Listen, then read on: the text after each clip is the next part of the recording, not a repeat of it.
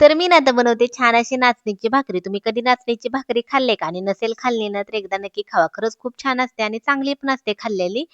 तर नाचणीचं पीठ चाळून घ्यायचं. त्या पिठाची भाकरी थोडीशी कडक होते. त्यामुळं थोडंसं गरम पाणी घालायचं. थोडंसं म्हणजे असं उकळलेलंच पाणी घालायचं. चमच्याने मिक्स करून घ्यायचं आणि नंतर थोडंसं पीठ थंड होत आले, की छान व्यवस्थित मळून घ्यायचं. जेवढं छान मळेल ना, तेवढं चिकटपणा जास्त येतो आणि भाकरी चवीला लागते.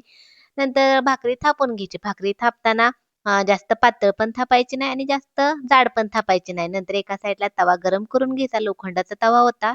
लोखंडाच्या तव्यामध्ये भाकरी टाकली. व्यवस्थित सगळीकडून पाणी लावायचं. पाणी थोडंसं सुकत आलं की भाकरी पलटी मारायची आणि मग भाकरी शेकलेली एवढी ओळखायला येत नाही बरं का. कारण भाकरीचा कलर थोडासा काळा असतो. त्यामुळे व्यवस्थित बघून भाकरी शेकून घ्यायची आणि इथं बघू शकता आपली एकदम नाचणीची टम्मट अशी भाकरी तयार झाली. किती छान फुगली का नाही. भाकरी एकदम मस्त झाली आणि जेवढी छान दिसते ना, तेवढी छान खायला पण लागते बरं का.